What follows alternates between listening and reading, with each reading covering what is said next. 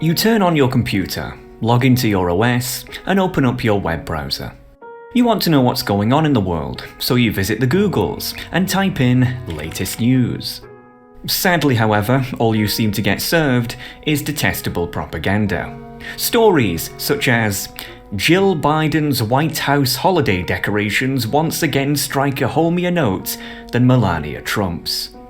You quickly realise that you aren't going to be finding out what's really going on. Mission failed, we'll get 'em next time. You then decide you want to watch some cool videos, so you visit the YouTubes and check out the homepage. Unfortunately, however, all you seem to find is slime tutorials, terrible memes, Fortnite gaming, awful comedy, and those same damn propaganda outlets from earlier that you just tried to get away from. You quickly realise that you aren't going to be watching any cool videos.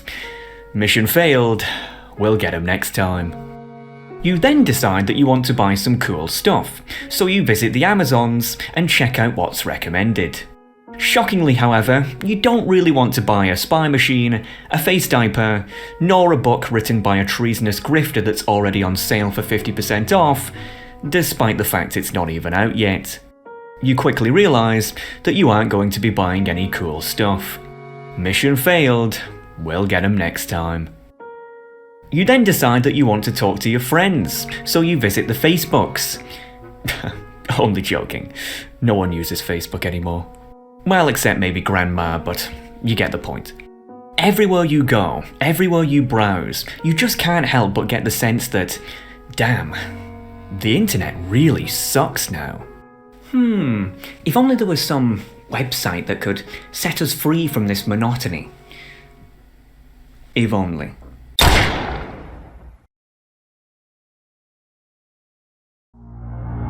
Before we get on to the actual topic at hand, I'd like to begin by reiterating a brief history of the internet that will explain how we got in this mess in the first place. The internet has undergone 3 clearly observable eras that, depending on how long you've been around, you will either remember or not be aware of at all. The first era lasted roughly 1.5 decades, from around 1990 to around 2005, and has become colloquially known as the Wild West era. This is because in its early days, the internet was often ignored and even mocked by governments and corporations alike, with some even going so far as to even dismiss it as being little more than a fad, if you can believe it. Pretty big fad. And as a result of the internet not being taken quite as seriously as it should have been, it was often overlooked and unregulated, which naturally led to some very nasty consequences.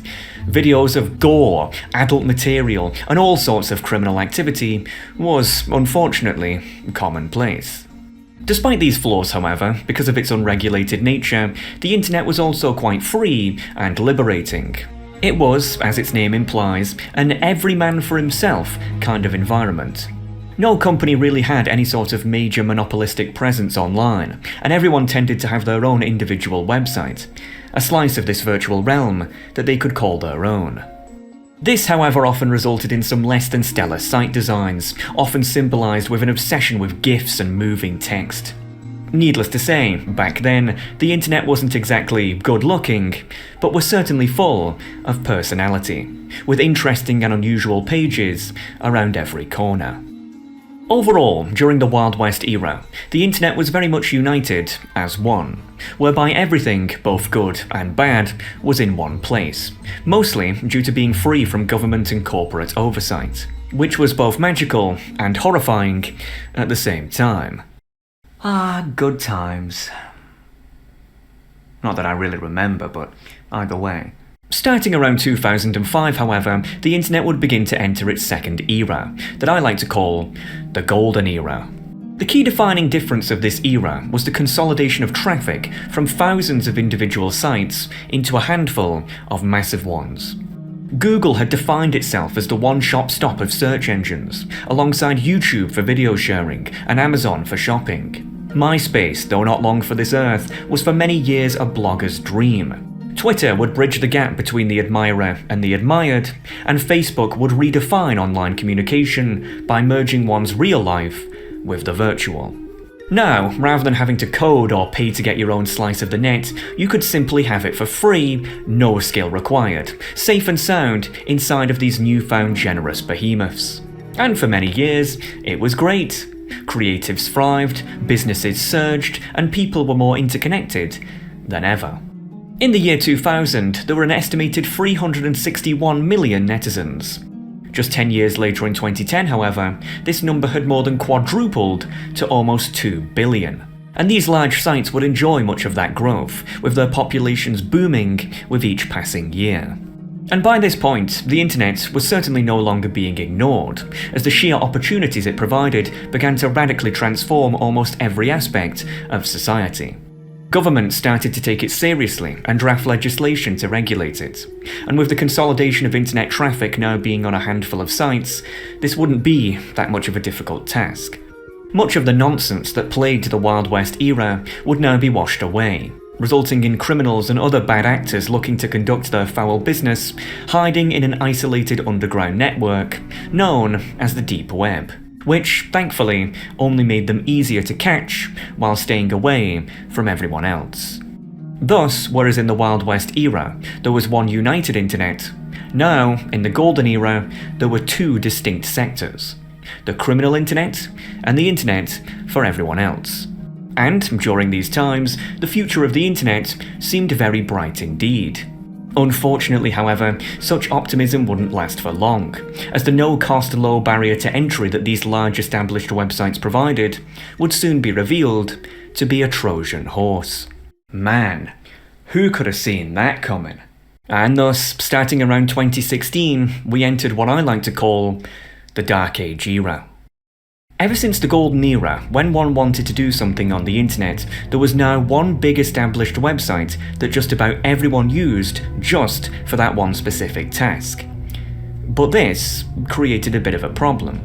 For example, almost everyone used YouTube to watch videos, so if an organization made a video, then they'd want to put it on YouTube. But what if YouTube didn't want their organization's video to be seen? Then their video would go unseen because almost everyone watched videos on YouTube. You see how this works yet? Though using these big sites was very convenient due to their free nature, polished tech, and very established user bases, these conveniences all came at a cost, and that is that you were technically on rented land. No one really owns their Google rankings, Amazon listings, Twitter profiles, YouTube channels, or anything else on such big sites, as one is merely allocated that space by the landlord, aka the company who actually runs the site, which puts everybody under their rules. Now, if these companies remained quite hands-off, just as they were in the Golden Era, only purging content that was considered obscene, such as gore, adult material, or criminal activity, then this would not be that much of a problem. But unfortunately, they didn't stop there, and starting in the Dark Age era, such companies would begin to become very, very heavy-handed. It's no secret that almost all big tech companies reside in one place, California, or more specifically, Silicon Valley. And anyone who knows anything about Silicon Valley will tell you that it is heavily biased towards being socially left-wing. In fact, taking a look at this graph here, you can see that a massive supermajority of employees from practically all of the big tech companies donate overwhelmingly to America's supposed left-wing party. And this lack of diversity of thought would go on to create an artificial cultural bubble around such big tech companies, which isolated themselves away from the rest of the world. And for the people within this bubble, they would slowly become delusional and begin to believe that any alternative views outside of it was not just a mere disagreement, but even a violation, with some even going so far as to call it a crime, if you can believe it. Google would begin artificially promoting certain websites that they deemed as authoritative, while actively burying others. Logic they also applied to videos on their YouTube subsidiary.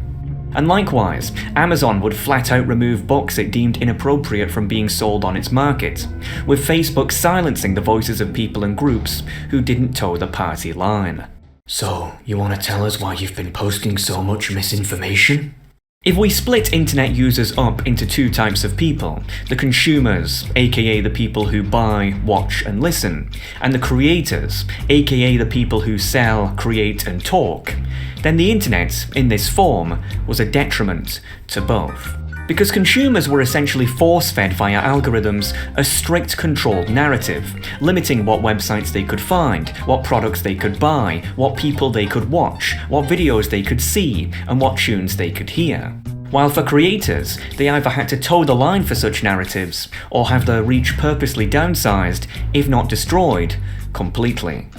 Such an artificially unfree environment also naturally increased political polarization, as those who agreed with the Silicon Valley elite were essentially free to say whatever they so pleased without consequence, whereas those who rightfully went against them were shunned over the most minuscule of errors. This has especially had a negative impact on the youth, such as those of us in Generation Z, who have grown up exclusively in such controlled environments, and thus, for the most part, have no idea how much we've been deceived. Bruh, my favourite streamer told me that abortion is like, totally cool, bro. Yeah, bro, like killing kids via abortion is like a human right, bro. Totally, bro. Of course, in response, alternative websites were set up to protest the established mainstream, but as the only people who tended to use such alternatives were those who were being discriminated against directly, very few others actually saw a reason to switch to them, which only sent a message that the mainstream sites could essentially do as they so pleased. Now you'd think then that Western countries that have the audacity to brand themselves as being the free world would have a big problem with a small handful of out-of-touch Silicon Valley elites telling their multi-billion plus international user base what they can and can't do. Ha! That's funny. As of course, this wasn't the case, because Western government philosophy is fundamentally ignorant, and in some cases, intentionally so. When people in the Western world hear the word oppression, they tend to think exclusively of a George Orwell 1984-style dystopia, whereby a big government tells everyone what to do in an authoritarian manner. This idea is of course based on the numerous totalitarian regimes, both monarchistic, communistic and fascistic, that existed throughout history. And as such, Western people, particularly the Americans, are under the illusion that all forms of oppression spawn exclusively from government, and as such have tried to make their nations have as small, slow and purposely bureaucratic governments as possible. The problem with this, however, is obvious. If government won't step up to power, then a power vacuum is created, a vacuum that is inevitably filled by corporations. The Western world makes almost no real distinction between individuals and corporations, despite the latter being infinitely more powerful. And so long as it's not the government enforcing something, they simply just turn a blind eye to it. Hence why ridiculous situations occur whereby you have a nation like the United States that officially claims on paper that every single one of its citizens have freedom of speech, as per their First Amendment. Yet in reality, actually has their speech controlled by a handful of giant megacorporations. Because as any sycophantic nerd will tell you, freedom of speech only applies to the government. And so what results is not a George Orwell 1984-style dystopia, but an Andrew Ryan Bioshock-style dystopia, whereby cash is king and the poor masses are ultimately at the mercy of a very wealthy out-of-touch elite. But it's somehow even worse than that. Because it's not just that the governments of Western nations merely ignore such consolidation, but actively work with it. It's known now that both Facebook and Twitter even created special closed-off portals just for government agents to rapidly request takedowns of content that disagreed with their policies. Recently, an Official Information Act request was sent to the New Zealand government, asking a very simple question. Has the government, or any division of the government, any member of the government, or any organisation acting on behalf of the government, ever had partner access to Facebook's takedown portal? Within a few weeks, the New Zealand government replied, yes, the Department of Internal Affairs has access to Facebook's takedown portal. That's right, some of the largest technology corporations in the world working hand in hand with Western governments to censor who? You. The US government, under the Biden administration, even dared attempt to create a disinformation governance board, whose job it was to tackle, quote, misinformation. A department that was disbanded just 4 months after it was formed because of the outcry from the American people. If you're gullible enough to believe that you still live in the free world, I've got a bridge to sell you. Ironically enough, this subtle cooperation between powerful corporations and the government actually creates an environment that's barely any different from countries that are supposedly our ideological rivals, such as China. In fact, you could even say that the Western world is even worse in a way, as at least the Chinese don't try to hide the fact that they're authoritarian, and only seem to be so with the express purpose of trying to enrich their nation at large. Whereas in contrast, our Western elites constantly tell us that we are a free people, when in reality, evidently this isn't the case, enforcing such two-faced oppression in the shadows with the express purpose of individualistically enriching themselves at the expense of the masses at large. It feels like Western neoliberal governments say to such corporate behemoths that they'll turn a blind eye to their size so long as they toe the party line and assist them. And, as it turns out, such corporations have zero issues doing so, as they too are neoliberal in nature. That being socially progressive and economically conservative, the unholy combination of our time. And it's because of this syncretic mix that those who are, quote, on the left, despite idealistically being spawned from the ideas of Marx and thus innately anti-corporation, ironically enough, actually tend to betray their economic beliefs because said corporations conveniently tend to socially agree with them. And thus, rather than being enraged at billions of people being under the iron grip of a handful of mega corporations, as they should be, they simply turn a blind eye to it instead. Of which truly shows firsthand just how idealistically hypocritical that the modern left truly are. Meanwhile, those who are, quote, on the right, tend to be gridlocked by their own foolish economic beliefs. As despite being blatantly oppressed, because private companies can do whatever they want, they are essentially fine with being screwed over, clinging on to such flawed idealistic beliefs rather than pragmatically realizing that they are wrong. So essentially, both the mainstream left and mainstream right are both content with this arrangement, much to their own stupidity. Which means that in this Dark Age era, what has happened is yet another sectoral split, but this time into three. The controlled internet, big tech sites used by the vast majority of people, but under the iron grip of the neoliberal ideology. The rebel internet, alternative sites used by less people, but who dissent against them. And the criminal internet for, as stated earlier, actual criminals. And this, ever since 2016, is where the internet has been. Boring, stale, sanitized, controlled, and worst of all, neoliberal. Enter Elon Musk. Elon Musk, the world's richest man, is a very interesting figure. Because I tend to find that he's either completely adored by fanboy sycophants who try to make out as if he's the saviour of Earth, or he's either completely despised by envious critics who try to make out as if he's the devil incarnate. But either way, whatever you think of Musk, one thing's for certain, he's certainly influential. Musk claimed to be disturbed by the consolidation of the internet under one ideological arm during the Dark Age era, hence why he expressed desire to enter the social media game.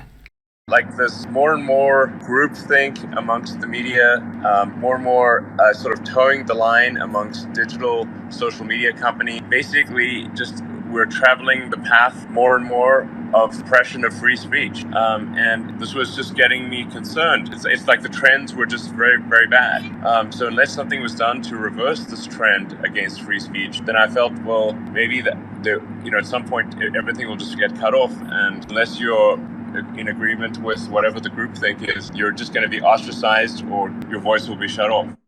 However, building a social media site from scratch, especially at a time when there's already well-established alternatives, is like trying to get blood from a stone. But buying out the already existing establishments outright, however, is easy.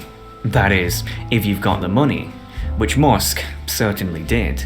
Thus, in October 2022, Musk bought Twitter, one of the world's most popular social media sites, for a staggering $44 billion in a rare all-cash full acquisition. One of the few people in the world who could actually afford to do so. And ever since Musk bought Twitter, the site has changed a lot.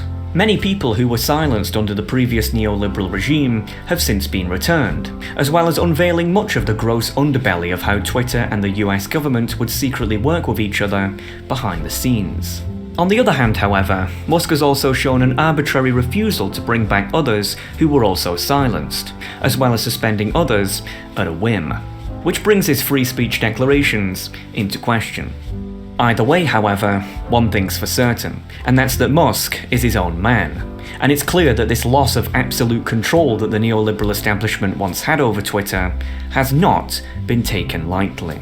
With the US government saying that they're keeping an eye on Twitter, whatever that means. Propaganda media outlets trying their best to spread that Twitter is on the verge of death, despite actually doing better than ever. Corporate advertiser after corporate advertiser pulling out of Twitter in order to dry out their bank account. And, most importantly of all, the most disgusting neoliberal organisation on earth, the EU, has already started making censorship threats towards Twitter. Is that nervousness I smell? Why is the Western neoliberal establishment so scared of people having freedom of speech? Simple.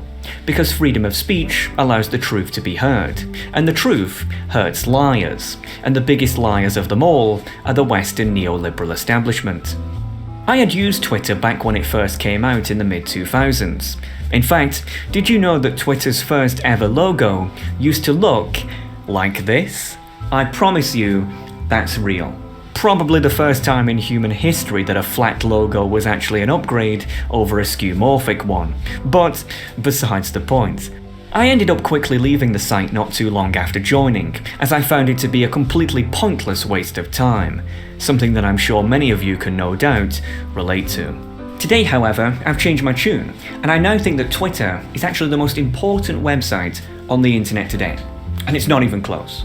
Because, as juvenile as it may be, it is factually currently the only site in the world that has a large established user base and is not directly under neoliberal control.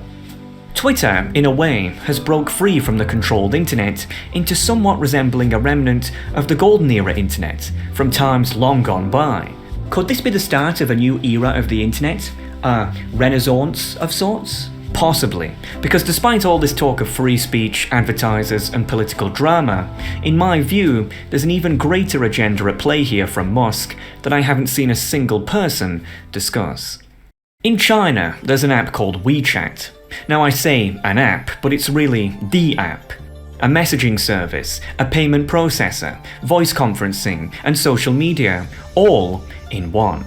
Almost everyone in China who uses the internet uses WeChat, and the super app has over 1 billion active users as such. Musk has made it very clear that his ambitions for Twitter are very much like WeChat. In his words, he wants to create Project X, the everything app, to expand Twitter outwards from merely being what it is today into being the one-stop shop for everyone's internet ventures. A WeChat for the Western world. In a recent internal Twitter presentation, the company showcased a desire to expand into numerous different services, such as encrypted messaging, payments, and even video. The latter of which I obviously find very interesting indeed. It's no secret that I, and probably yourself, have become very disillusioned and disappointed with YouTube in recent years. So much so that I actually made an entire production about just how much it's gone downhill. A website that's been ruined not just by neoliberal ideologues, but an over-reliance on corporate advertisers, at the cost of their users' desires. Because at the end of the day, cash is king, and in social media, advertisers are that cash. Thus, the only way to not have a social media site ruled by advertisers is to not rely primarily on such advertisers, but instead the consumers and creators themselves. And, as it turns out, one of the first things that Musk did upon acquiring Twitter was re-engineering their Twitter Blue subscription service that gives its users numerous perks. An idea which, despite being constantly mocked, I actually think is a most wise idea, as it moves Twitter's financial loyalties away from advertisers into its actual users. Twitter claims that it will increase the video file size limit to a whopping 40 gigabytes and duration limit to 2 hours for its Twitter Blue subscribers, which is no doubt an attempt to compete directly with YouTube. And the idea of Twitter eating into YouTube's market is actually quite interesting, because Twitter could actually be really good in that regard. As whereas on YouTube, discovering creators and being discovered yourself is beyond difficult, primarily due to the highly sanitized corporate algorithm. Hardly anyone is aware that YouTube openly declares that they aim to keep videos that they classify as borderline content under less than 0.5% of all traffic on YouTube. That, by the way, assumedly includes channels like mine, who try their best to explore such neoliberal corruption. Hence why the view-to-quality ratio of mine and other channels similar is artificially low, as they simply do not get recommended via anything but word of mouth, and intentionally so. But on Twitter, however, discoverability has almost been democratized, as users can easily share videos to make them easier to find via the retweet button. And I really can't stress enough how special this could actually be. Twitter, if Musk plays his cards right, could easily become a replacement, or at the very least, an alternative to YouTube, as well as a multitude of other websites, allowing both consumers and creators to break free from the neoliberal shackles. But isn't it quite sad, in a way? Isn't it quite tragic how we have to rely on the world's richest man to not have our speech controlled by a neoliberal cult? But let's just say that Musk pulls off turning Twitter into a Western WeChat. What's to stop him from just becoming like the neoliberals? Nothing. We are left to just put our hands together and hope for the best. Which really just goes to show just how overly reliant we are on the wealthy, and how useless our governments actually are at protecting us. Personally, I'd much rather have a decentralized central database whereby everyone owns their own page, just as the internet was intended to be like. But either way, the facts are that right now at least, if you're someone who despises the current neoliberal regime, then Twitter is factually your current best bet. And I never thought I'd say that, as the site could end up, ironically enough, going from being one of the most sanitized echo chambers on the internet into becoming a bright beacon of truth. Or it could flop, crash and burn into smithereens, but nevertheless, the opportunity is there. So, dear viewer, I highly recommend you head on over to Twitter and join if you haven't already. Because in this culture war against the evils of neoliberalism, truth is the enemy, and you never know when you, and I both, might be unjustifiably censored. And because I practice what I preach, after almost 20 years of boycotting the site, I have even decided to rejoin Twitter myself. And I really never thought that I'd say that. Naturally, I tried to get the handle @AlexHexagon, but shockingly enough, the name had already been taken, and even, apparently, suspended. To quote the wise words of Shaggy, it wasn't me. I must say I'm quite scared to hear that I apparently have an evil twin out there somewhere who likes to wreak havoc in the world. Keep an eye out, folks. So I ended up doing what everyone does when they're peeved that their name was taken, and simply added the word real in front of it. I think I might have messed up making my profile, however, as for some reason it says that I'm an expert in beauty, cosmetics, and personal care. Shockingly, this is not the case. Nevertheless, I think that Twitter will prove most useful. I can show you interesting things that I found at a whim, and you can show me some interesting things that you found at a whim. I might even start using it to conduct my polls for these productions, and when they implement their planned proper video support, I will absolutely start to upload them there too. I really hope that Twitter blossoms into the bastion of truth that it deserves to be, because my God, do we need it.